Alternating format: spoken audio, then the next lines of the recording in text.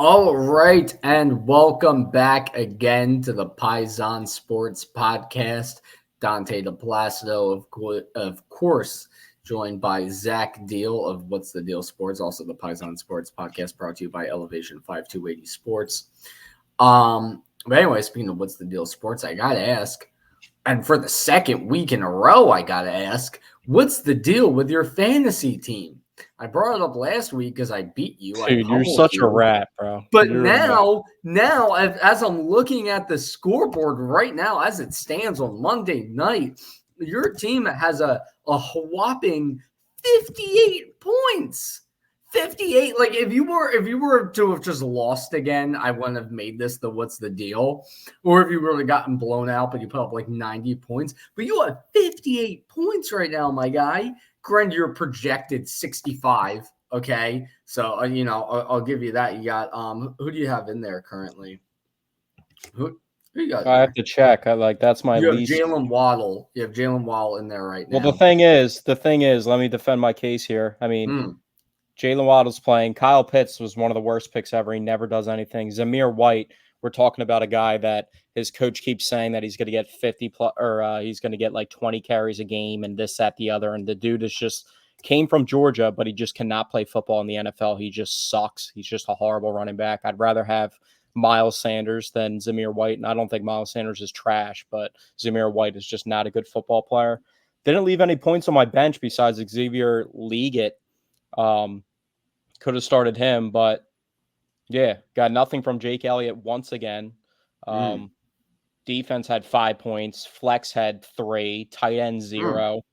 You only got 7 points out of Josh Allen. Josh Allen has had 2 30-point games and 2 less than 10-point games this year, so there's no in-between with him. So J.K. Dobbins completely iced out since the beginning of the year, and Saquon got the ball, 10 times, which we'll talk about when we talk about the Eagles. But, yeah, it was a tough week. Thank God this is like my least paid attention to fantasy league, and that's no disrespect to Elevation 5280 Sports, but I just don't have as much stock as I do in my other leagues. But, I had another league where I was 0-3, and I got my first W of the year. Derrick Henry, thank you for that. Devontae Adams was out in my lineup. I almost traded Derrick Henry to the kid that I was playing this week. And then I went against it, and we're here now. And I got a victory there. One of my other leagues, I'm 4-0. And the other league, I think I'm striving to be 3-1 right now. So, yeah. It's looking good in all the other leagues. I thought I started off. Whoa. Let me stop you there. It's not looking good in all the other leagues. You just mentioned one of your other leagues. You're 1-3. It's looking good in 2. It's looking good in 2 out of 4 leagues for you right now.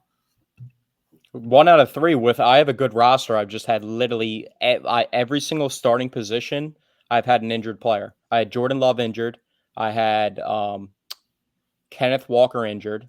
Devontae Adams injured. David Njoku injured, and then I drafted Nick Chubb on top of that, and he's been injured. And then Keenan Allen injured. Didn't start DeAndre Swift this week, but I still ended up winning, so I would have put up like 170 points on my team that I didn't have a win with yet. So, And these are part of the reasons you only have 58 points tonight in our Elevation 5280 Sports League. On the flip side of things, my team started off very poor. I'm now 2-2. I started off 0-2. I beat you. This week has been a great showing. I currently have 122 points with Tyreek Hill currently playing, and I still have Smith-Njigba and the Detroit defense left to go. I'm projected at 149.6, getting 35 points from Derrick Henry, 22 from Chuba Hubbard, who's picking it up now that Andy Dalton's in the offense, 18 from Terry McLaurin, and a whopping 20 points for my kicker, Young-Ho Koo. So yeah, I had him in one of my leagues too. Don't you think it's you see the way he kicks though, right? What about? Do you see like his stance while he kicks? I haven't really paid attention to it now. He how from the holder, the kicker usually takes like 3 steps back and then like a couple to the left as well. Mm-hmm. He takes like 1 step back from the holder and is in like a set like this with his like foot turned inside. Now that you say that, yeah. Now that you say that, He just drops I've bombs. seen it. It never really like registered in my brain. That's what he was doing. There's been some kickers going off this year in fantasy, but if we're going to talk about fantasy real quickly, like the tight end position, I don't think anybody has a good tight end in fantasy. I mean, Travis Kelce had a good game Yeah, yesterday, but no. there's been, I mean, Dallas Goedert, I think, is the number one tight end in fantasy right now. Yeah, definitely. I mean, like every And tight he's had end. like a couple weeks where he wasn't even involved at all, and then he had that gigantic game, and then that was that. So, I mean, it's been tough to scrape out points, and it's just so annoying when you have like the most talented. I don't know if I'd say the most talented, but like the tight end with the most possible potential, and he just shows up. He just doesn't show up every week in Kyle Pitts, and the coach says like Raheem Morris had like something to say. I forgot what he said about it, but he said he's like not worried about Kyle Pitts not getting the ball at all. It's like, dude, you got to involve your best players. I mean, they should be using Kyle Pitts like a wide receiver, and for him to like, literally get zero, it's just crazy. I mean, he's the 11th ranked tight end, and on the season, he has 8 catches. I saw somebody on Twitter. I forget who they had as their tight end, but they went up against Kyle Pitts. And he said, won my tight end matchup this week, but the tight end he had 0.1 points and Kyle Pitts had 0. Bro, you can start like someone's backup tight end and just know that like I'm in serious consideration. What do I have on my bench in the elevation league? I got TJ Hawkinson, who's one of the best tight ends in the league, but he's out. So I stashed him as a backup. I like having 2 good tight ends, but I mean, probably could have used some better depth on my team and not taken 2 injured players. So we're gonna have to figure something out soon. But actually, thinking about it now, I'm glad that you motivated me with calling me out for my fantasy team, because now I gotta. It's not going to make a difference. You're cooked. Moving on. The Eagles. Horrible performance down in Tampa Bay. Absolutely awful. The thing was, Dante, I feel like we kind of tricked ourselves with this one. You thought the Saints game was going to be a trap game. You thought the Saints, they looked so good in the first. I didn't think it was going to be a trap game. I thought we were going to lose, but we were underdogs going into that. That's not a trap game. Yeah, I know, but I'm just saying, like, more so. Well, I mean, it was a trap game. It was a team like we're seen to be more talented than before the season. Nobody would have picked us to lose to the Saints before the season started. But after the first 2 weeks of the season, it kind of looked like this was a bad spot for the Eagles. Defense played phenomenal, and then it was the same story. I mean, the Bucs have had our number. We didn't have AJ Brown versus the Bucs again specifically, and the game played out extremely similar to how the game played out last year in the playoffs. And 2 years before that in the playoffs as well. Yeah, I mean, it was almost the identical score to Jalen's first year as a starter when he made the playoffs. It was almost the identical score. That was like 31-15, I think, and we were losing. We didn't have any points on the board for a while. And then in this game, I mean, I don't even really know what to say. It literally looked reminiscent of the playoff game from last year. They couldn't tackle. Like backup receivers like Mike Evans and Chris Godwin are very good, but we're letting Trey Palmer get receiving touchdowns on our number 1 corner. He's just getting beat on an easy slant route. I hated the scheme that we were running too. I mean, Vic Fangio, this was the first time I really felt like I didn't like what he was doing out there, like how everybody talked about in the Atlanta Falcons game, how he was playing prevent coverage on the last drive. He literally played back off coverage the entire game versus the Bucs, and all they did was throw quick passes and break tackles versus us. Well, the first drive, all they did was throw screen passes the entire first drive, and we just like had no way of stopping it. I will say the one difference between this game and the first playoff game against them was at one point, it looked like the Eagles were about to fight their way back in it. They were down 14. And Eagles were driving downfield. They were in the red zone. It was looking like they were about to score and make it a 1-score game, which I was getting geared up because I was like, if we make this a 1-score game after all that, that's insane. And then Jalen Hurts fumbled the ball, turnover, and it was all she wrote after that. So and that kind of like – that's part of what annoyed me. I was very annoyed the first half throughout most of the game with how awful we were playing, but the fact we almost clawed our way back into it, and then just, of course, another Jalen Hurts turnover yet again. A 9th straight game with a turnover for him, and then the game is just out of reach. Putting our turnover margin to -6 on the season, got out, didn't force the turnover in that game. So we just have lost the turnover battle for how many games straight now, and it's just ridiculous.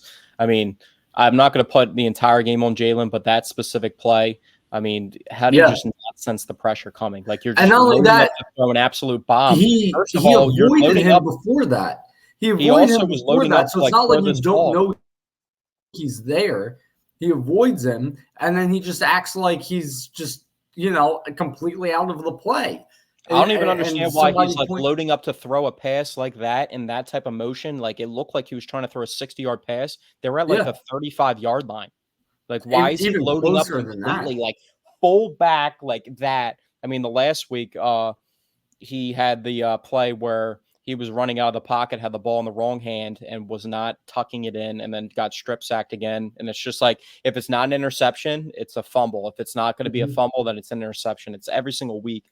And I don't know what they were doing on offense either. They started off literally 3 3-and-outs. Like, how are you expecting yourself to be in a game when you start off with 3 3-and-outs? Not only was it 3 3-and-outs, but they didn't gain a single yard in total. Yeah. I mean, they did gain a yard. They did gain a few yards. And I think on those 3 drives, a wide receiver was not targeted. They netted 0 yards for the first 3 drives. I was screaming at the TV going into the 4th drive. Actually, the 4th drive didn't even get to happen because Isaiah Rodgers intentionally threw a defender into Cooper DeJean, one of the dumbest plays I've ever seen. So I didn't know you weren't allowed to do that. Even so, 1, you got to factor Cooper DeJean might fumble. And 2, that seems like something you should check on Cooper DeJean with. You should approach him and be like, hey, if the opportunity presents itself, can I just throw a defender into you? Yeah, he didn't even. It's not even that he didn't know the rule. Defenders into your defenseless teammate. He didn't. Insane. It's not that he didn't know the rule. He literally said that he purposely did that, so he was just misinformed on what he's going on. And I've heard all this hype about Isaiah Rodgers, this, that, the other, and it's just like I never bought into it. And I know he made the play on special teams to block the extra point, and then Keelan Ringo brought it back. But at the end of the day, I think everybody would agree that that fumble was a way bigger of a play than absolutely 100%. But going back to what I was leading up to saying, so when they finally did start their 4th drive after that huge miscue, I was yelling at the TV, just gain a yard. Like before that, I was like, can we get a first down already? And then this one, I'm like, just gain the yard. Just gain a yard and I will be happy. That's how frustrating. The thing was, though, people are upset about how they didn't get Saquon involved. But thinking back about it now with the hindsight, I'm actually happy they didn't like overrun Saquon just to lose the game like in that fashion. You know what I mean? Because it took some carries off him. At the end of the day, I mean, the way that they started 24-0, like you can't expect to win that ball game. Just the way that everything transpired, they looked so horrible to start the game, and it looked like a team that just was completely unprepared. And I don't know who that exactly falls on, which coordinator or Nick Sirianni. It's always usually going to fall on Nick Sirianni, but a lot of these games, it's like a combination of everything. It's the scheme of what they're trying to do, players not getting involved, and nobody stepped up. Like last week versus the Saints, they had people step up. The defensive line played pretty well. Jalen Carter stepped up and was wreaking havoc the entire game. Nobody on defense stepped up. Yeah, no. Jalen, we didn't really see a whole lot out of Jalen Carter. I didn't see much of anything out of Jordan Davis. Even Zach Bond wasn't getting involved a ton like he had been the first few weeks. I think I remember him having a couple nice plays. Another awful game from Bryce Huff. He finally actually got a pressure, Quinyon Mitchell was the only one who I would say did a solid job on defense, allowing 19 yards receptions. Slade was awful. CJ Gardner-Johnson has been looking really, really Our bad. safeties are getting torched in coverage right now too. I mean, it's Yeah. been a I mean, constant game. CJ How many times did you Gardner-Johnson looks see? awful out there. How many times did you see Reed Blankenship try and cover Mike Evans like in space yesterday and just get At one absolutely point, they put Nolan Smith Yeah, Nolan on, Smith was on Chris Godwin. I tweeted it during yeah, the game, and in it's the just an easy slot. completion. Why? Like, Why? But the one unbelievable. thing I saw on Twitter, Brian Baldinger put out a breakdown of Bryce Huff in New York versus over here. And over here they're using him as an outside linebacker, having him line up in a 2-point stance. But over in New York, he was always getting down 4-point stance, and he was able to generate pressure from that angle. I wonder how much that's playing into his huge lack of production this year. Maybe they need to put him back into a 4-point stance, get him down low. But that Well, they is, were primarily running like 4-man fronts yesterday. yeah, that's the thing. What really worked against New Orleans was the 3-4 defense, and then they completely went away And then from at it. times they were mixing in the 5-man front too, which was able to stop the run and get more bigger bodies in there. But as of right now, I mean, the pass rush, I mean, their leading sack getter is like on pace for like 5 sacks on the season. Yeah, things are not looking good. I think, at first when the schedule came out, all of us Eagles fans complained about the week 5 bye week. Now, thank God we have it. I Oh mean, this my. team I don't even know where desperately we needs would a be bye at if week right now. yeah, I don't even know where we would be at if we didn't have the week 5 bye week, you know what I mean? So even if you just bumped up the Browns game, which is after the bye week to week 5, I would still feel like that I don't feel comfortable with that game at all. So, Yeah. Yeah, I I mean, think we also had players that were just like, I don't know if they were unconditioned, but they just couldn't handle the heat and they were like out with illnesses, like Reed Blankenship went out of the game, and then McCullum came into the game and he was thrown up on the sidelines. I mean, it was an absolute mess out there. I So, I will say um, though, it will feel, I mean, well, we don't know. Nobody can predict the weather 2 weeks from now. But after, the first few weeks of the season, um as long as the weather's fine against the Browns, like, it will feel good to just have a normal game, you know, not a game on a short week, not a game in Brazil, not a game in extreme temperatures, just a normal coming off a bye Sunday 1 o'clock game. That's what this it'll feel good to just have normal circumstances in a game for once. I know, Um, but that's not how the schedules pans out to be this year. You know what I mean? So there's a bunch of primetime games. Everybody, the primetime games and how many primetime games they do have shows you what people thought of the Eagles going into the season. And I don't want to I'm not overreact really too. upset about the primetime games as much. It's just the circumstances of the game so far. The game in Brazil, it was in Brazil, robbed of a home game, slippery field. You had the game after the Monday night game, so that was a game on a short week when the other team had a full week to prepare, obviously. You had the game in Tampa in extreme heat. So, and that wasn't even a primetime game. It's felt like we haven't really had like a normal game to get to play. I So know, but that's that's going to football. feel good. There's always going to be adversity built in, and that's No, football. yeah, So. no, I'm not complaining about it. I'm just saying it's going to feel good to have a normal game, you know. I mean, Um, yeah, and at the end of the day, we feel really bad because yesterday just didn't feel competitive. All the games this season were competitive, even though if the Eagles had to come back and win the game like they did versus the Saints, had control versus the Falcons. I mean, we're one Saquon Barkley catch away from being 3-1 right now. So even with yeah, as bad as yesterday looked, I mean, there's a lot to. There's not many positive things you can take away specifically from yesterday, there's but this nothing. There's I nothing you think can that might take be away the worst. specifically from yesterday. That's the basement, and that's the bottom of what the Eagles can do. So once they get back healthy on offense, they get their right tackle back, they get their 2-star wide receivers back. Hopefully, after the bye week, which seems Yeah, like they should that's be. likely going to be They a should be thing. back. So, but I feel like Jalen Hurts as a quarterback to progress, I mean, he can't be so reliant on those top two weapons. He needs to be able to spread the ball around and figure things out. We were talking about having to try and get Jahan Dotson involved in the game plan, and I don't know if it's a factor of him and what he wants to do. I mean, I don't know which tape they were looking at. I think Jahan Dotson's a very talented player. I don't think he's like an upper echelon wide receiver, but I think he has enough talent to go out there and be able to make plays. And Paris Campbell caught the touchdown in the end zone, which was a good adjustment by him, but nobody stepped That up was with those guys out.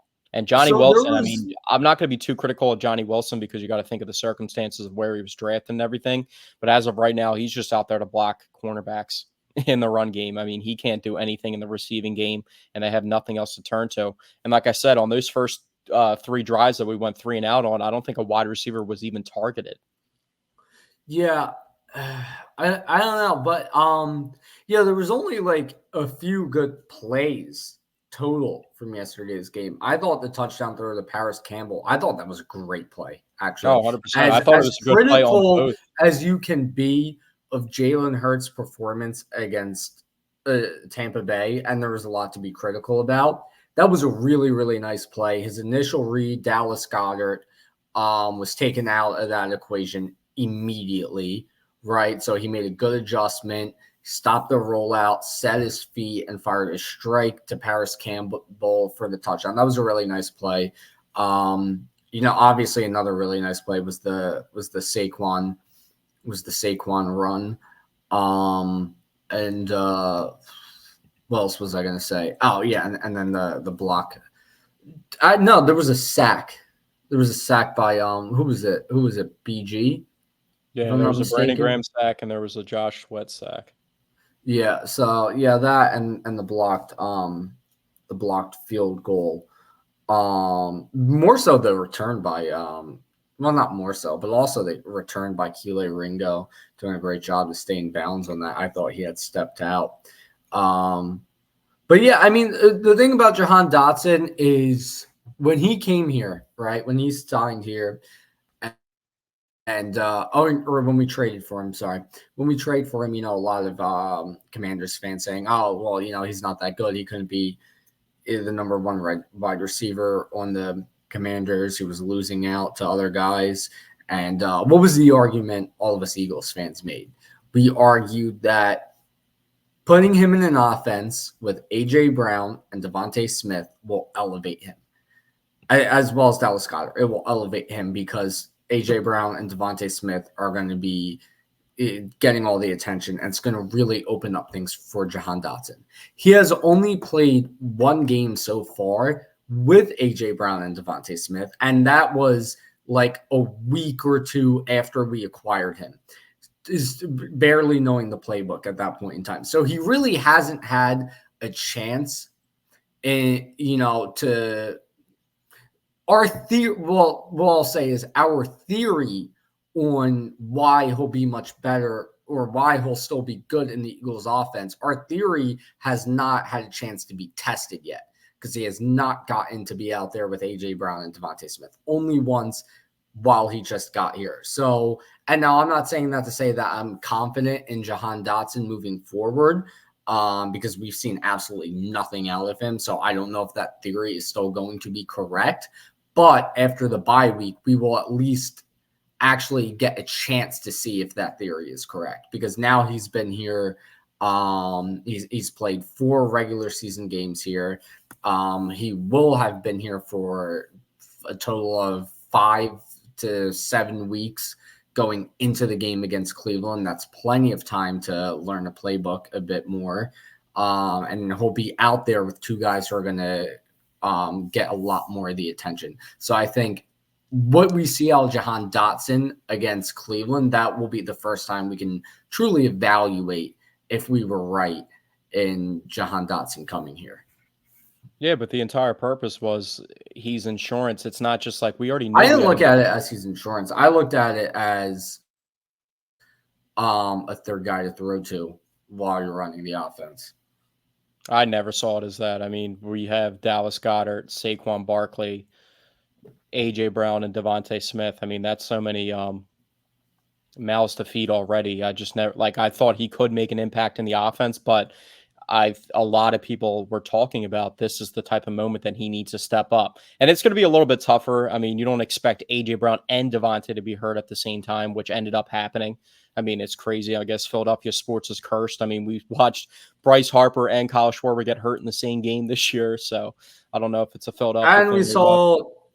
we saw two Philly athletes die today, actually. Oh yeah, I was actually going to get to that later on in the podcast, but since you Yeah, messed we'll get to it later. yeah, we'll get on to it later. But I thought the moment would be like a spot like this. And I thought Paris Campbell could really help the offense too. And I don't know if what was shown yesterday, if Paris Campbell's actually going to win that third wide receiver job, because what's happening right now just can't be what's happening. You know what I mean? It is what's happening, but I'm at a loss for words, because I mean, I don't really know where to go at this point with Jahan Dotson. I mean, if you were going to invest, you knew you were light at wide receiver and you were relying on two 6-round picks. I mean, they would have thrown Aeneas Smith into this spot if he was healthy. You know what I mean? So they really didn't have an answer at the wide receiver position. Britton Covey was the third wide receiver early on in this year. You know what I mean? So, And you know what? He was starting to look decent out of the slot, actually. but I why was can't starting to if you come can around on the scheme idea of him. Britton Covey open, how can you not scheme Jahan Dotson open? That's a very good point. That, I you don't know what have I an mean? answer for that. And even with them missing AJ and Devontae this past week, I mean, you got Dallas Goedert and you got Saquon Barkley, and they're out being productive. I mean, Dallas Goedert had 8 targets, 7 catches, 62 yards, and dropped that one pass on the first drive that could have been a decent play. Saquon was the second leading receiver with 4 targets and 32 yards receiving. I mean, they're threatening the defense enough for Jahan Dotson to be open at some point. So, I mean, he had 4 total targets and had 2 catches for 11 yards. I mean, it just really doesn't make sense. So, and I don't think it comes down to I'm not when I'm watching this game yesterday, I'm not sitting there like, oh, Kellen Moore, what are you doing? I'm not freaking out like that. I thought it was on Jalen, honestly. Trying to find I would people open, say holding the for the ball for most too part, long, turning the ball over. I don't think Jalen played the worst game yesterday, but I felt like a lot of those things, there could have been more plays made. And the thing about Jalen now, he holds the ball for so long. He's not as definitive as he used to be as a runner, as to where the first couple of reads in his progression aren't there, and he just puts his head down and goes. He waits so long, so when he tries to make a play with his legs now, the defense is already keen to him trying to escape the pocket because he's holding the ball for way too long. Yeah, and not only that, not only was Jalen not able to get things going with his legs yesterday, but at one point in the game, Eagles had the Buccaneers. I think it was a 3rd and 11. They had everyone covered, and they let Baker Mayfield out of the pocket, and you ran for a first down. That is something that just cannot happen on defense. That was disheartening to see. I mean, speaking of that, the most disheartening play, one of the most disheartening plays of the game, was Baker Mayfield just trucking Reed Blankenship into the end zone on the read option. Come on now. That's just unbelievable. If you're going to be a run support safety and that's what you're keen on, you can't let Baker Mayfield just get into the end zone that easy. And it was just the tackling all day long. I mean, our corners, numerous corners, had multiple tackles. I mean, Darius Slay was the leading tackle getter, and it wasn't like he was coming up and making plays. He was making plays down the field because they kept getting open, and it was off coverage. And he got beat a couple times, but I felt like it was hard to get in the cornerbacks and secondary in rhythm when they're playing so off, and then you expect them to try and cover a slant when they're playing off coverage the entire game. I mean, it's pretty tough, but also I expect Darius Slay to win the matchup versus a guy like Trey Palmer, who I don't know what happened. That's the thing that annoys me. The Eagles can't get Jahan Dotson going, but the past 2 games versus the Bucs, including last year's playoff game and this year, guys like Trey Palmer and Jaden Mickens are going off for the Bucs versus the Eagles secondary.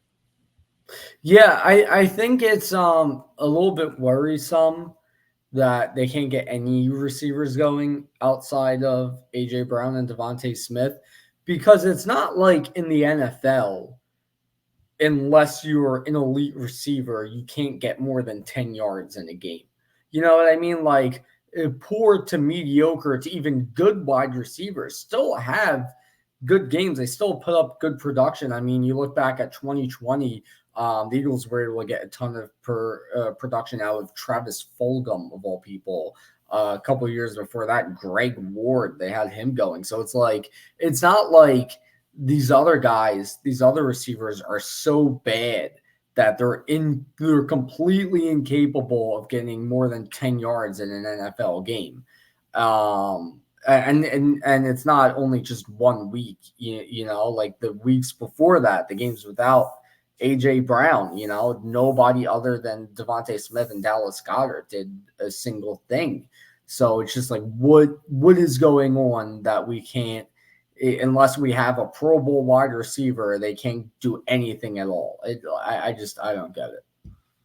Yeah, it's tough because, I want to root for Jalen as much as possible. It's kind of starting to seem like the syndrome of playing at like one of the highly touted schools, having a CeeDee Lamb, having a Devontae Smith to play with in college. You know what I mean? All those types of receivers that you played with in college. And then you get so reliant on upper echelon wide receivers that when you have to go out there and make a play and uplift when you don't have those guys around you, you're not able to do it. And it's just like people keep putting up Patrick Mahomes stats compared to Jalen Hurts stats, and they're pretty similar this year.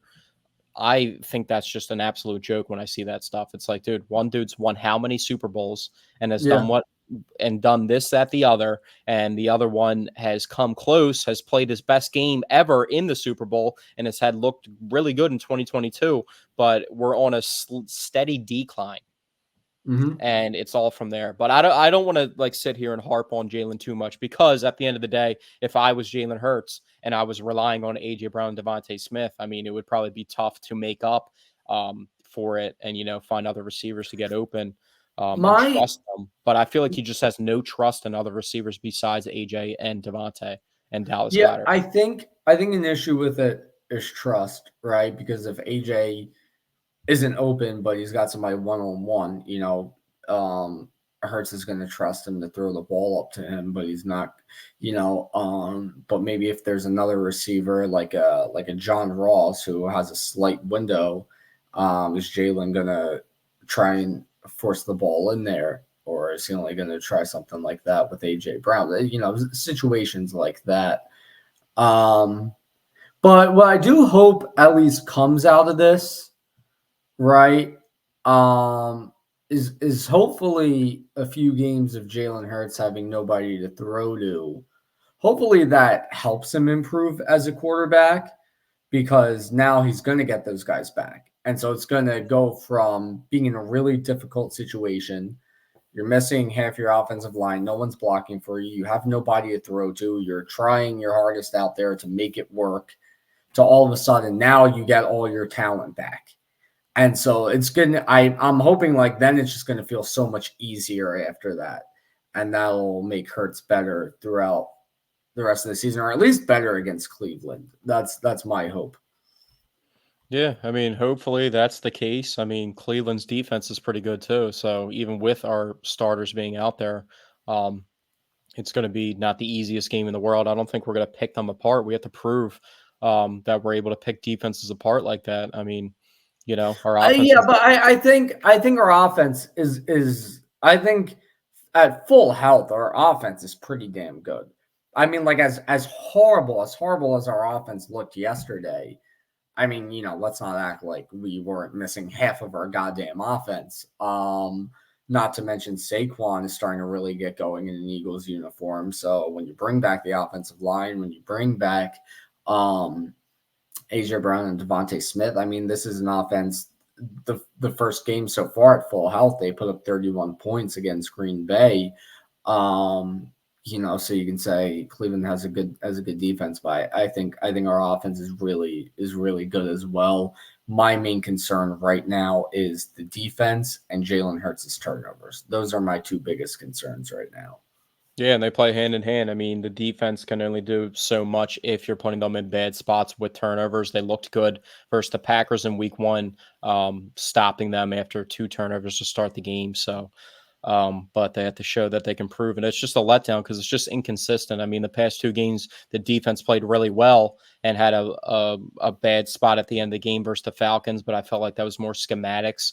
And I really Mhm. think Vic Fangio really didn't know what to do yesterday. And it looked like a game that our old defense coordinator, Sean Desai, and I'm blanking on his name for some reason, Matt Patricia was coaching last year. It looked like we had the same coordinators as last year, and we didn't have an answer for the Bucs offense. So it is what it is. They're going to have a bye week to figure everything out. They're going to get healthy too. Um, and relatively, besides the 2 wide receivers and Lane Johnson being out, they have been healthy this year. So that's a plus. Give them some time to rest back up. And like I said, they're only one Saquon catch away from being 3-1 right now. I can't say anything bad about Saquon because he's like the lone bright spot as Yeah. of right now. But they have to figure things out. And you can't always just bank on having all your resources because football is a contact and physical game. And, Patrick Mahomes is about to play Patrick Mahomes is probably preparing to play possibly a year and a half without Rashee Rice, who's been his number one target this year, because Rashee Rice is probably going to get suspended in the offseason, and he just tore his ACL. So, most likely tore his ACL. So, I mean, you know what Patrick Mahomes is going to do. I know he's got Travis Kelce, but he's going to figure it out and get the ball to other players in his offense. And I feel like the Eagles need to figure out how to game plan when they're not able to get the ball to A.J. Brown, Devontae Smith, and just be able to get the ball to other guys when everybody's healthy. Just be able to scheme that up. And I don't know if Kellen Moore is more so trying to scheme everything for the star players in the offense and not, Well, that's the thing. He did scheme for Britton Covey. So who knows Yeah, well, I'm about saying like that that? should open up. Like that's a schematic play. We haven't really seen Jalen when it's not the initial first read from the play call get other guys involved Well, he did. because we're throwing Like I like pointed Britton out Covey earlier, he did do that on the touchdown throw, so that was nice. to Paris Campbell. Yeah, that was not his first read. It was obvious Dallas Goedert was the first read. No, I know, but I'm saying that Paris Campbell is like basically the number one wide receiver on the field, wide receiver too.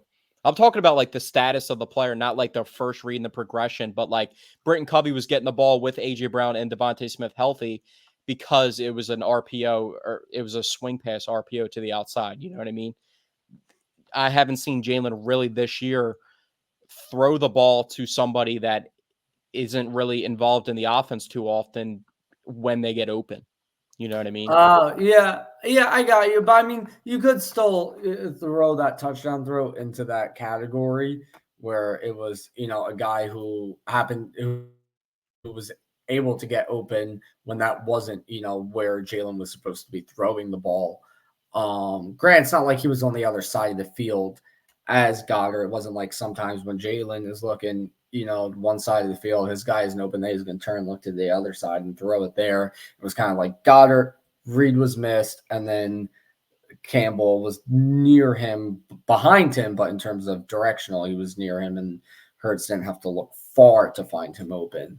Um, but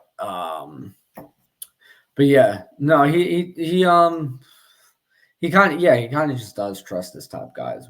This is something we've And been there's like talking even about. even if he does get other guys involved, when he's not trusting his top guys, it's not down the field. Like there's nothing vertical about getting the ball. Like Jahan Dotson 2 catches for 11 yards. You know what I mean? Like Dallas Goedert had 62 receiving yards on 7 catches. Like they just can't move the ball. Like can't throw the ball past the first down marker if they don't have those guys at their disposal. So hopefully we get back healthy, like we said.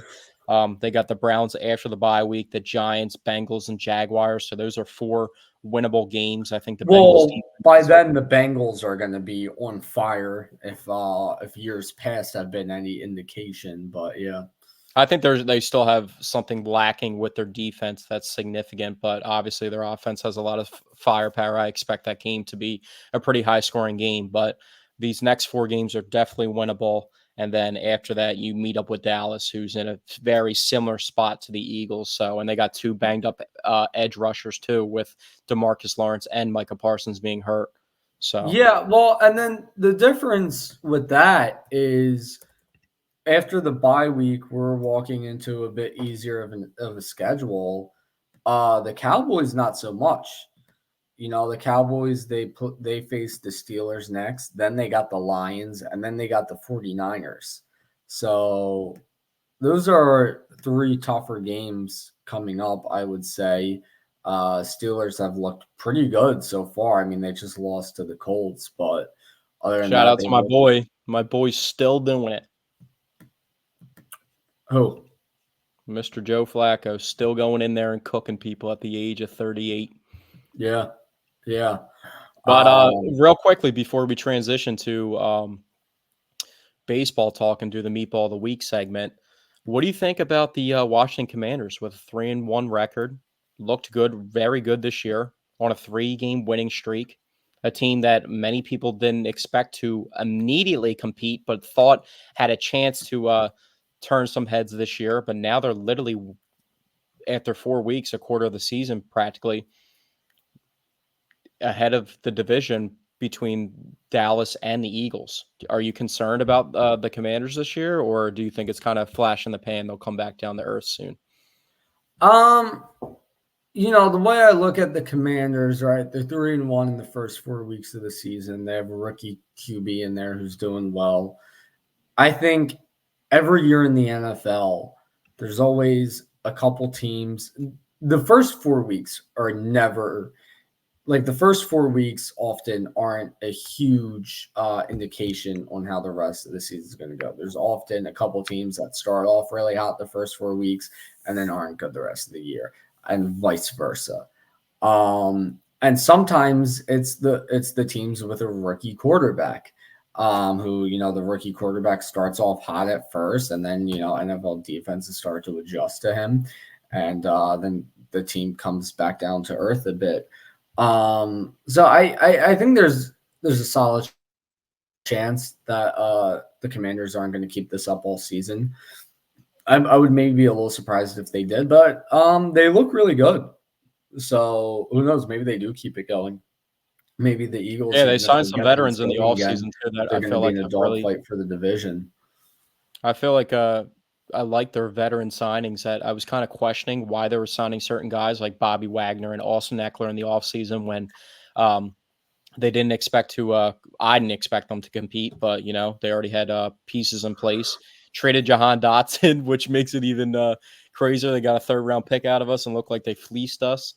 So they got 2 good running backs that can make stuff happen and do different things. Zach Ertz caught a touchdown yesterday, so he was doing his thing at tight end. Their offensive line looks improved, and their defense played pretty well yesterday as well. I still feel like there's some question marks on the defense, but for a team to be 3-1 and just think about how much their roster has overchanged over the years, and they haven't really had anything to hang their hats on. I mean, they still have 2 good interior defensive tackles, but they traded Montez Sweat and Chase Young and look like they improved from both of those trades. So, yeah, I think it's going to be interesting. I actually got tickets to the Commanders Eagles Thursday night game, and I bought them thinking like, oh, like it's prime time for the Eagles. Like they'll put a whipping on Washington. But now I'm actually happy that I got those tickets. Even more so happy because I feel like it's going to be a pretty good game. And if Hey, the well, way the value of those tickets goes up, you better sell those things, get yourself a profit. nah, can't do that. They're not going to make a profit A off. chance to make money If is a someone's going to chance to sell them make to me, money. You feel me? I've been associated with a season ticket holder that's been hooking me up for like 6 to 7 years now, and she gives it to me for face value. So, and she might possibly be watching this podcast as of right now. So even if she wasn't watching the podcast, I'm not going to sell the tickets and try and make money off that just because it's not the right moral thing to do. But yeah, that game might be more interesting down the line. But one thing's for sure, the Giants still stink, even though they gave a nice little test to Dallas on Thursday night. I But wouldn't call that a nice little test. Dallas looked awful the 2 weeks before then. Dallas looked like a crappy team, and the Giants put up a fight against them. But I wouldn't say like they gave it their shot against Dallas. They gave them their best. They tested them. It's not like Dallas is like a great team this year, at least not how they look. Well, I I mean, think from what we thought from the Giants this year too, like we didn't think a game between the Giants and Dallas, plus with the knowing that the last 13 matchups or 12 going into that game, now 13 after that game, Dallas has won. They've been absolutely baptizing the Giants for years now, so no one really expected that that is game a to be good point, I competitive. guess. So. But yeah, Dallas they faced Pittsburgh. And now, also, real quickly before we transition, because I forgot about this and I wanted to Oh bring yeah, it we up. got transition You already. you also said you were clowning the Giants GM for not drafting Jaden Daniels, who Jaden Daniels looks fire and No, really I good. didn't say I was clowning them for not drafting Jaden Daniels. I brought up the clip of the Giants GM in his office with his kid, and his kid said he should trade up and take Jaden Daniels. Drafting Malik Neighbors was an excellent choice, though. That's what I was getting at. Malik Neighbors looks like the truth. And Yeah, honestly, the no, Giants he's the one bright spot on that team. Imagine if they had him and Saquon. Could you imagine how good they'd look then? there's something telling me, like when I watch Malik Neighbors, like he almost looks, honestly, and this is tough to say because I mean Jamar Chase is that dude. Like you saw the touchdown yesterday where Jamar Chase just broke like 3 tackles and just went to the Yeah, it field was like 60 nuts. something yards. But like Malik Neighbors almost looks like he's a little bit more talented than Jamar Chase. Yeah, I don't think that's unfair to say at all. And I feel Um, like that's obviously the comparison. LSU, they're built extremely similar to each other. But Malik Neighbors, I mean, he just goes out there and makes plays. And like he's like Daniel Jones better be paying be given Malik Neighbors like $5 million a year or something, because Daniel Jones might have resurrected his career thrown to Malik Neighbors, because Daniel Jones hasn't looked bad since like week 1, and it's because they're just force feeding Malik Neighbors as much as possible. But we got to also say they got a 10-day break between their next game, and he got knocked out in the last game. So if Daniel Jones doesn't have him, he's been getting the ball to Wan'Dale Robinson too, who's been good. So I feel like Malik Neighbors has opened a lot of things up for the entire Giants offense, but Malik Neighbors is very important. I thought that was the right choice for the Giants. So yeah. Well, anyway, moving on. This Saturday starts the postseason for the Phillies. Now, due to the results of the doubleheader today between the Braves and the Mets, the Phillies will play the winner of Mets versus Brewers. How do you feel going into the postseason, and which team would you rather face in the NLDS? can you repeat that one more time? My bad, I was distracted. Yeah, how do you feel going into the postseason on Saturday, and who would you rather face between the Brewers and the Mets? That's a tough one, honestly, because I felt like I mean, our division, the National League East, has been competitive like the entire year. Um, Obviously, when the Phillies fell off and like the Mets just started getting good out of nowhere, and the Braves. So getting 3 teams out of the NL East into the playoffs just shows how competitive that division is. And it's been like that for some years now, even though the Phillies look like they're going to run away with it. But I feel like the Central, NL Central, where Milwaukee comes from, is not that good. And I felt like the Brewers definitely benefited from that. And I think with how many times that they played the Mets this year, and like just knowing the rivalry between the two teams, I would probably want to match up with the Brewers. Also, Christian Yelich is hurt, so that takes one of their best players away from the team. They've obviously had other guys step up like Willie Adames and some other guys, but I'm really not concerned about the Brewers. Yeah, I'm going to agree with you on that one. Based off how we looked the last time we played the Mets, I think I feel a little more comfortable playing the Brewers. I also think it would be cool to have the same path to the World Series again as we did in '08, Brewers Dodgers. I think that would be cool. Um, Wait a minute. Hold on. I don't keep up with the AL as much, but if I'm not mistaken, What do you need to where'd the know? graphic go? Where'd the graphic go? Hold on. Give me one sec. Give me one sec.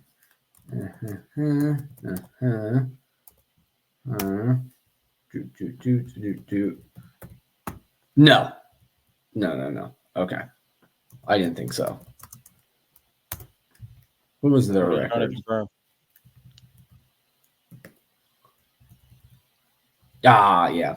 I was trying to. I thought maybe for a second, maybe the Rays were in the postseason as well. No, they went 80 and 82. Like I No. said, I don't keep up with the AL as much. So that would that would have been cool if we could have the same exact path. But I still like the idea of the same path as 08.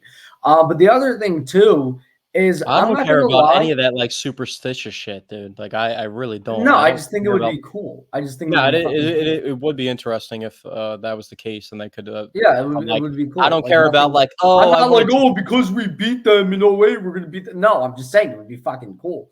I don't Anyhow. like, but I'm not Well, gonna like. I was midpoint. I was trying to say something else. I'm not getting into this now. I was midpoint on something else. Now I gotta try and remember what I was gonna say.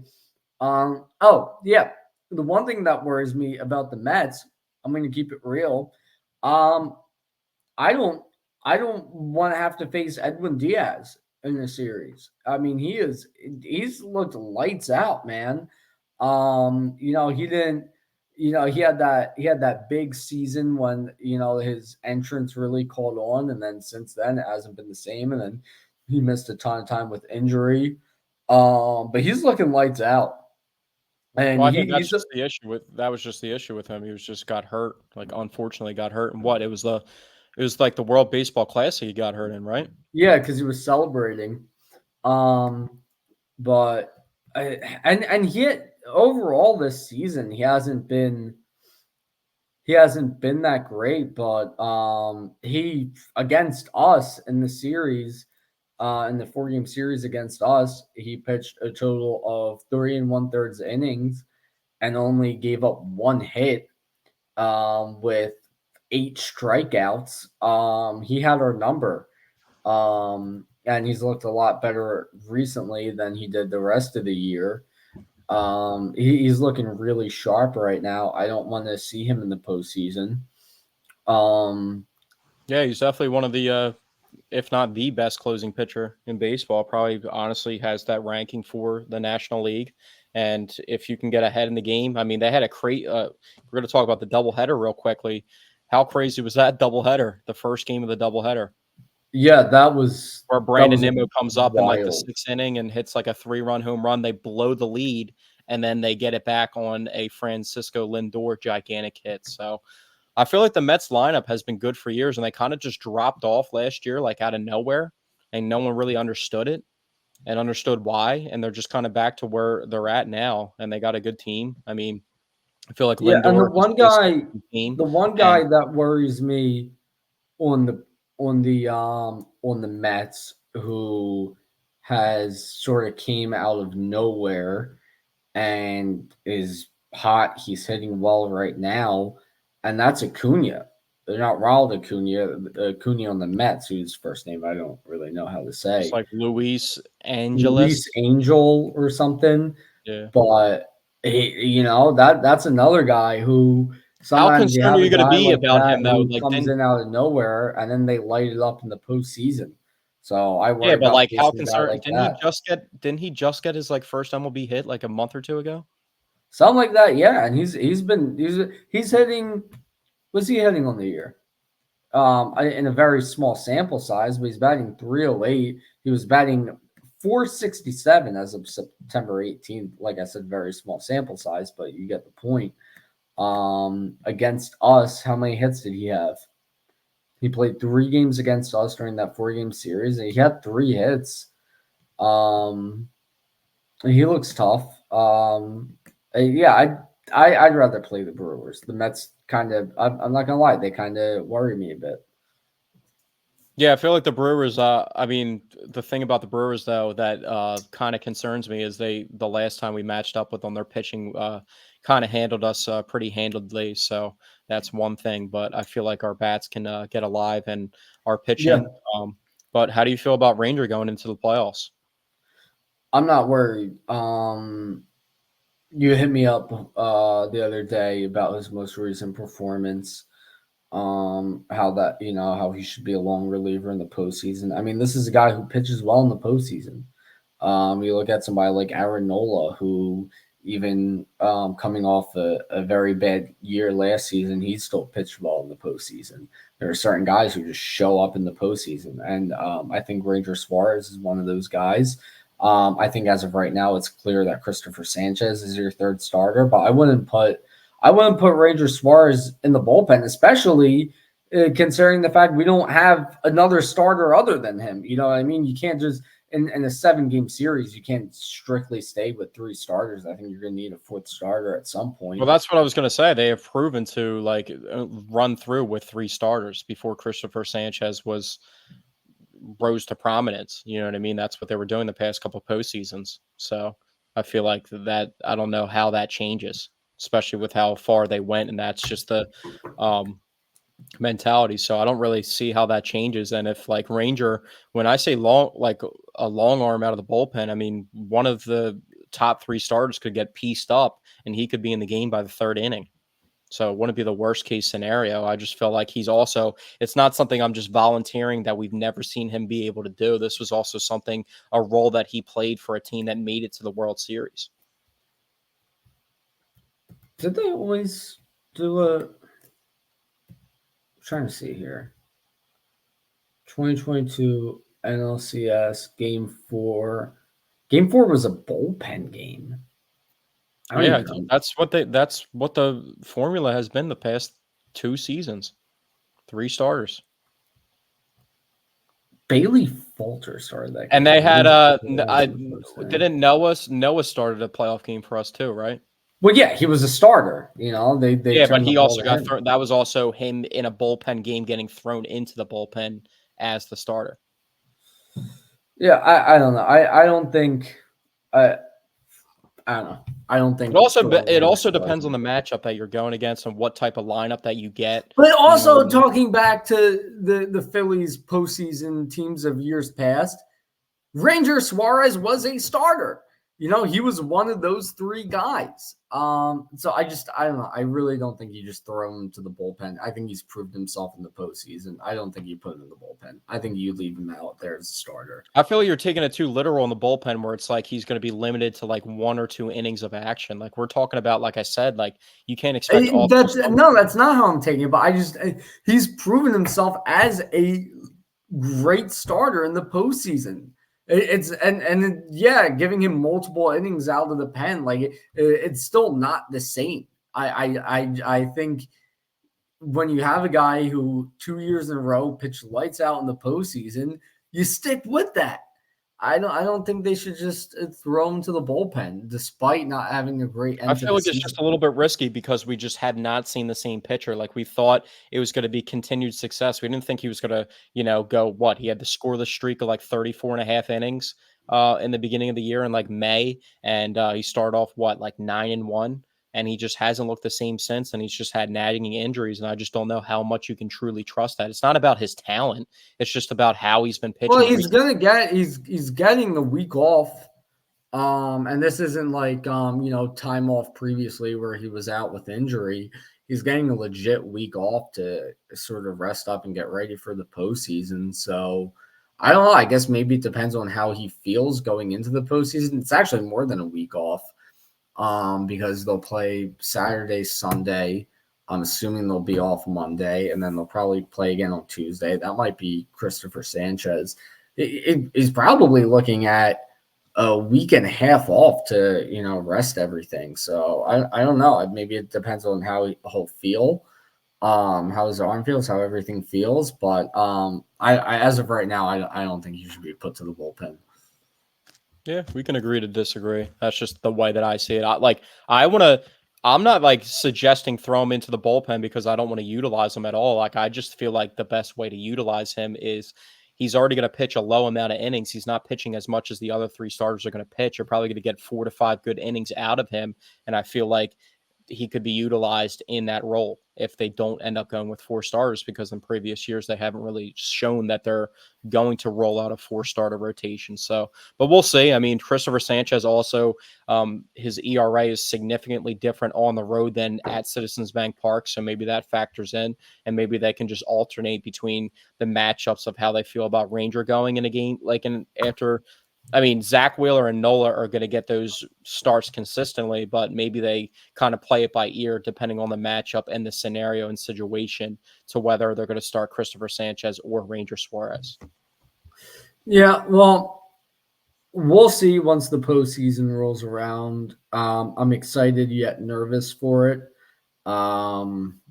We'll have a better idea on if we should be excited or nervous after the wild card. What's your number one thing that makes you nervous, though? Like, what are you most nervous about of this team? The Like, offense, I would say. This offense. What specifically about the offense? Like the bottom of the order? It just gets cold at times. And going into the postseason, I'm just worried maybe the offense might look very cold, and we just won't be able to get things going. Leave a lot of runners in scoring position, which is something we've been doing a lot recently. And and it's also I don't know, being a team that, you know what, I can't even say it had a great. I was gonna say like had a terrific regular season, but we really didn't. We really only did through the first half of the season. But I feel like sometimes like those teams that have like a phenomenal regular season just shit the bed in the playoffs. We've seen in recent years. Like we saw it with the saw Phillies in 2011. We saw the Mets won like 100 and something games like 2 years ago and lose very early. The Braves the past 2 years, who were, as I referred to it months ago on this podcast, regular season darlings, and they shit the bed in the NLDS against us. But I wouldn't say we had that level of a regular season. Actually, we were on pace to have that level of a regular season. But did we even win more games than we did last season? What did we win? How many games? Like I think they won like what 87 last year. No, that was the year they I think that was 2022 you're thinking of. They won 95 this year. Okay, so I'm pretty sure they won 92 last year.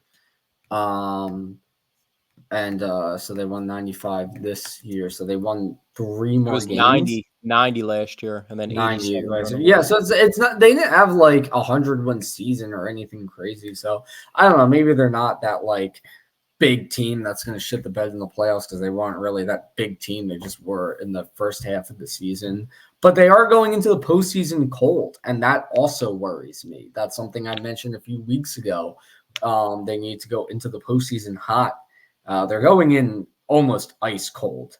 So that worries just me. Losing to the like Nationals. I know like there wasn't too much to play no, not just the Nationals. The Brewers, the Mets, the Nationals. The only series they've won recently was against the Cubs. They won 1 out of their last 4 series. To me, that's ice cold.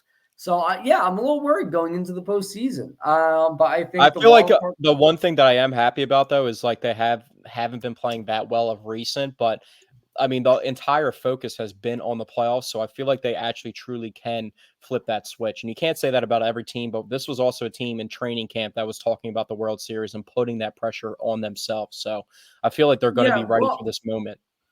Yeah, and the bright side is, well, I did say a few weeks ago they need to go into the postseason hot and healthy. And they are going in healthy, which is good. All the guys who were out that, back when I said that, JT's back. Rangers back. Austin Hayes is back. They've pretty much got everyone back now. I think even Bohm was out at the time when I said that, maybe. They're healthy going into the postseason, so that's good. But I think the wild card round will dictate how excited or nervous we should be, because maybe they go into the wild card round facing the Mets, and let's say the Mets just blew the doors off the Milwaukee Brewers and beat them like by 6 runs each of the games, and be like, oh, this Mets team looks really good. I am nervous. Or maybe the Mets and Brewers duke it out for 3 games. Neither team really looks that great.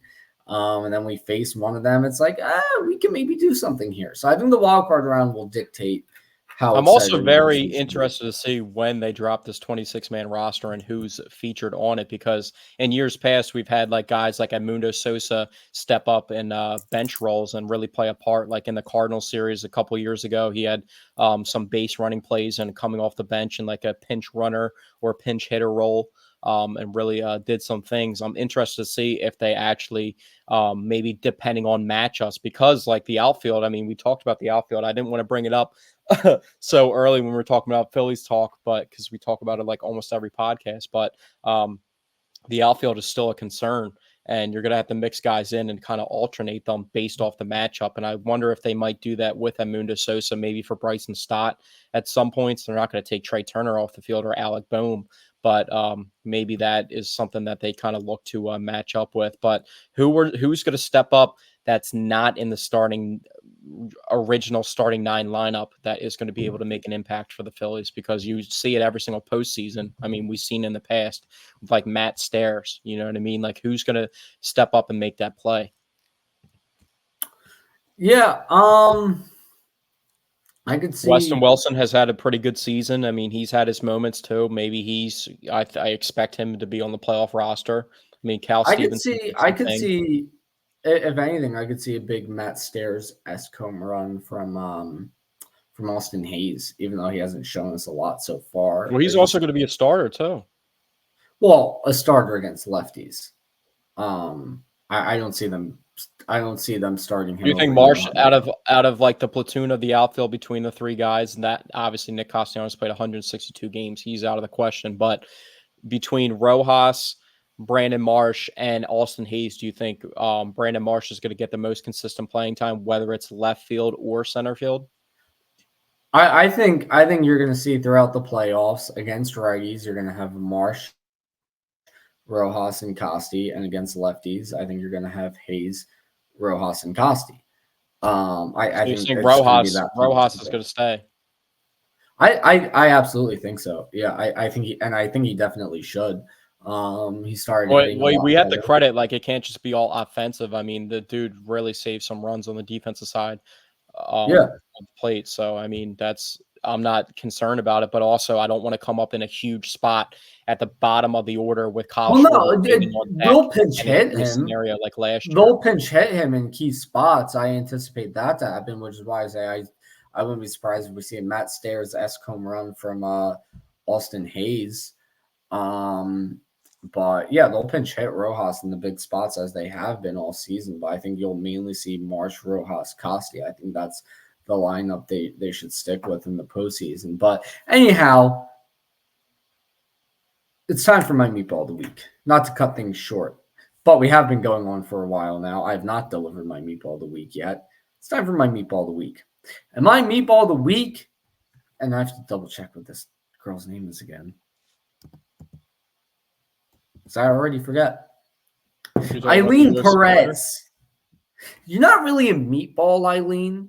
You know, I respect what you did. It was very funny, but that's the thing. That's the thing with the meatball of the week segment. It's supposed to just be like funny stuff that happened. And maybe I could have pointed out some true meatballs from this week. But what you did, I thought was very funny. It caught my attention. I thought it was one of the most disrespectful things you can do in sports. I'm, of course, referring to Eileen Perez twerking on her opponent after defeating her in the octagon this past Saturday. She beat her, and then she proceeded to twerk on her corpse, so to speak. She even moved angles. She saw that she wasn't directly in front of the face, and she even switched angles. So I saw people online saying it's even more disrespectful because you're in a UFC fight and you're probably sweating and it's probably stanking.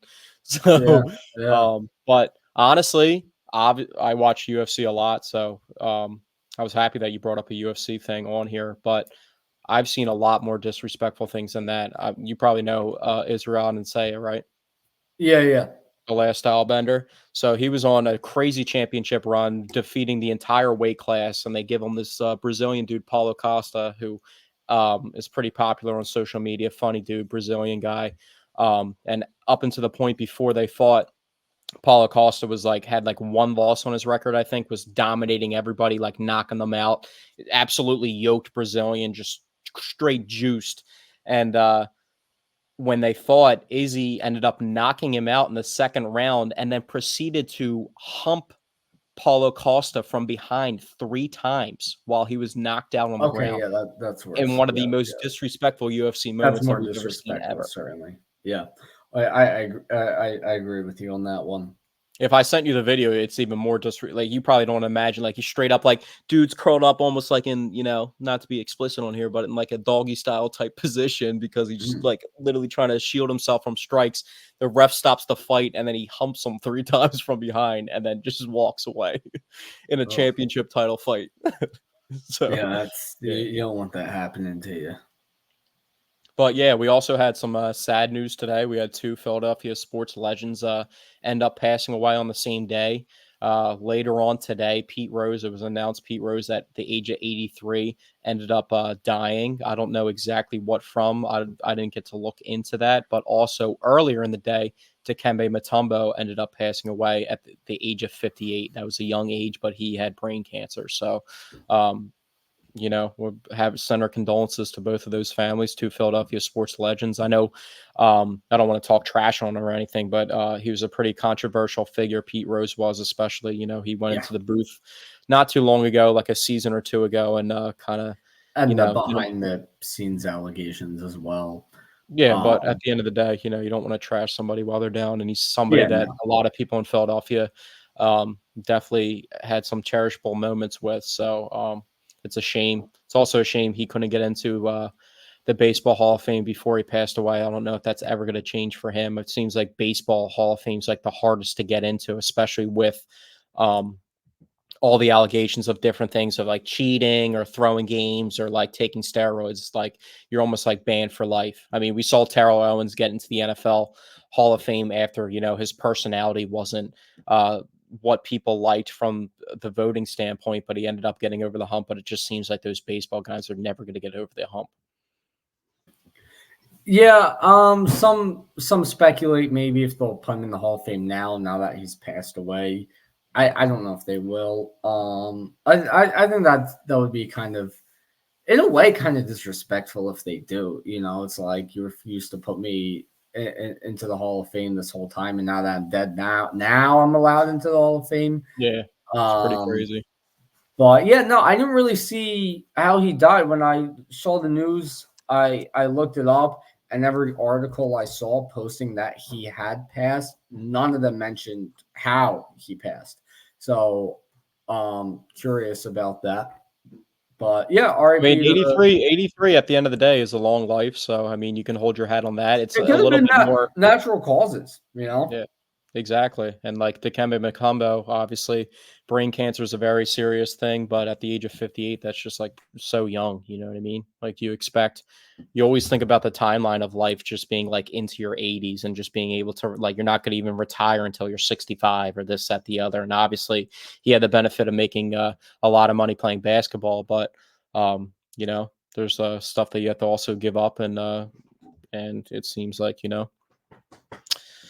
as much as you think pro athletes have a great life and everything, everybody goes through some stuff and everybody's human. So, it sucks. Cancer sucks. Everybody's pretty much knows somebody that's passed away from cancer, and it's just always sad. Yeah. No, we all do.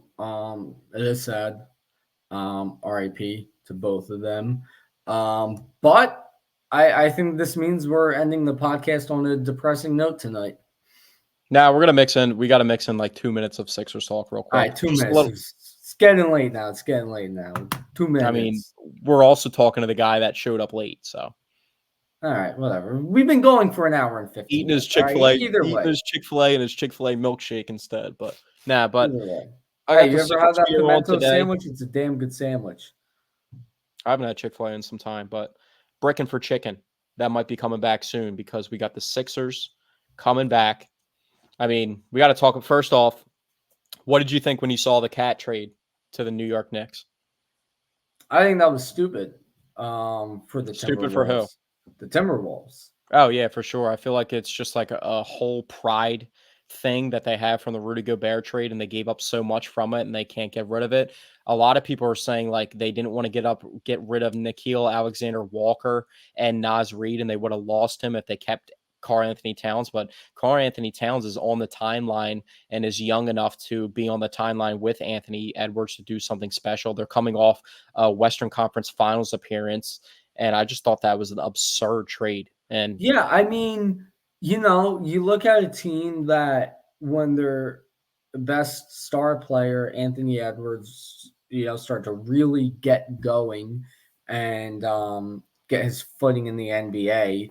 Now this team is looking fantastic. They go to the Western Conference Finals. They're looking strong. They got a lot of young talent, a lot of good veteran talent. So to completely like flip the roster on its axis in a way, I think it's just very idiotic. I think a better alternative would be just tweaking some things with the roster rather than not making such a major change like that. Especially, when you consider a big part of what made that team so great was how good their defense was because they had, a guy who was originally playing the five now moved into a stretch four position. And so you have a lot of size down low, which really helps with the defense. And I just think it was such a great dynamic, especially in today's NBA when, a guy like Karl Anthony Towns is usually not a power forward anymore. That's usually a center. Usually there's not that much size at the four position anymore. And the fact that they were able to make it work so well when a lot of people didn't think it would work at all and then just blow that up, I think is very idiotic. And I felt like their offense got significantly worse after that trade too. Like Julius Randle can do things on offense, but I don't really see it matching up with the skill set of Anthony Edwards to the point where like it would be more successful than the pairing of him and Karl Anthony Towns because Karl Anthony Towns can shoot. Julius Randle can't really shoot. Julius Randle actually most of the time is better with the ball in his hands and racks up low key a lot of assists and likes to play a certain style that Karl Anthony Towns doesn't really play. So I feel like that offense is going to be a little bit brutal. Dante DiVincenzo is good to get back in that trade, though. I mean, it's not like yeah, they didn't get any talent back in the trade. It's just like that just was a no-brainer for the Knicks to just add a center like that. And apparently Mitchell Robinson's on the trading block now too for the Knicks. But I almost forgot today that Andre Drummond was a Sixer. So I like the moves that the Sixers made in the offseason. So I feel like the yeah. Sixers Real still have a quick, lot I of want talent. to say I think it's a little dumb also of the Knicks to get rid of DiVincenzo. I mean, not only is he a very good player, but you finally completely brought the Villanova team together, because you brought in Mikal Bridges. So you were finally about to see, Jalen Brunson, Dante DiVincenzo, Mikal Bridges, Josh Hart all together at last. And and I think that was also a big part of the Knicks' success was the chemistry between those guys. And then you bring in Mikal Bridges, and I think the Knicks were looking like a real threat. And then you trade one of them away. You do get back Apparently, he into it. wasn't too pleased about like his potential role that he would be like not getting as many minutes and like as much as he helped the team last year. But I mean, at the end of the day, he has a big chance to play a big role with Anthony Edwards, and I think they should start him. But I just feel like that offense is going to be brutal for Minnesota. But we'll see what happens. How much do you think? Like we talked about the Knicks a lot, and like from the Knicks perspective, but like as a Sixers guy, how do you feel about that? Like, were you like concerned about that trade? Like, did it open your eyes immediately? It definitely opened my eyes, but I originally thought about it and I'm like, yeah, they have a lot of talent, but pretty much any time Joel Embiid and Karl Anthony Towns match up, Joel Embiid gets his number. Yeah, it's a very good point. Embiid does And seem to have also, that just like what number. you said, not to cut you off, but Karl Anthony Towns was playing in that stretch forward role that you were saying. So I don't know if he already wasn't like the most physical guy. He's not the greatest defender as a center. He has a lot of offensive talent. He's not the worst defender, but he's not going to be able to stay with Joel Embiid and cover Joel Embiid all game long. And I feel like he gets cold at times on offense. And it's just going to be interesting to see how they're going to implement him into the offense because Jalen Brunson loves the ball in his hands. Mikal Bridges is going to have to get his shots, but how are they going to work Karl-Anthony Towns into the equation? Yeah, I think it'll be interesting to see. But I think if they put him at the 4, I mean, like I've said, the one thing that worries me about the Sixers is just the lack of size they have outside of the center position. Yeah. I mean, they have pretty much no size down there. They have no rebounding down there. And so I think there's a lot of hype behind the Sixers roster right now because it's a very deep roster and it's looking really good. But still, the lack of size at the power forward position is still a concern for me. Yeah, I would have loved to get like Pascal Siakam in the offseason, but that it didn't end up happening. I would have traded for him there, especially being a Nick Nurse guy. But, it is what it is. Laurie Markkanen's name was floated out there, but that's not able to happen. But it also sounds like Daryl Morey, from the last time he made a big move in free agency, that he wasn't done. And that doesn't mean, Yeah, resources might not be there initially right after free agency, but there's going to be teams that end up being really bad and didn't expect to be bad, or vice versa. And there's going to be players available throughout the season. So I feel like they can make the upgrades and make the changes. It's not like you're trying to go from needing like a number one ball handler facilitator. Like, it's more so one of like the more underrated positions. they just need somebody 6'7" or taller who can rebound the basketball. So Yeah. yeah, that's a very good point. It's a very it's a very easy acquisition to get, possibly at the deadline. It doesn't need to be a great Because they're player. not looking for somebody that like they don't need and necessarily need a star. Like, I'll take Laurie They Markkinen. don't yeah, they don't need a Do start. that, They but don't even need a great player. They just need somebody at least 6'7" who can rebound the basketball and play the 4 or they position. just need to find somebody like Josh Hart that's able to just go out there and rebound them and out Yeah. rebound the Sixers, like, and get 13 rebounds in a playoff game and just want it more. So I feel like they do have a mix of players that are very motivated. The Kyle Lowrys of the world that are going to get stuff done. I'm interested to see how they use Jared McCain. I'm excited for the Sixers season. We get the No, I am too. I'm very excited to see how the new Big Three looks. I'm very excited to see that. So yeah, I think it's going to be a fun season. for sure. What's the expectation? How many wins? I'm gonna go with 55. 55. So I I'm was gonna go actually with just going to 55. I think this is going to be one of those Sixers teams that really catches fire in the regular season. So And that's the thing. you expect them to lose less than 30 games. I guess so. Yeah. I mean, as long as they stay healthy. But that's the That's thing. what I It's was going to say. like, You have to factor in because Joel's going to miss time too. So yeah, it's like, but the thing I'm getting, well, yeah, but then you have Andre Drummond stepping up. But the thing I'm that's getting to true. here is I don't look at it as like, like 55 wins wouldn't impress me. And maybe I'm not phrasing that right. It's just we've seen the Sixers dominate in the regular season a couple times during the Embiid era, and then they do absolutely nothing in the playoffs. So I don't say 55 like this is the best Sixers team I've ever seen on paper. They're going to have a phenomenal year. They're going to run the table in the playoffs. 55 wins. It's kind of more so like, okay, I see them having another great regular season, but let's see what they do in the playoffs. That's kind of where my head is at right now. Yeah.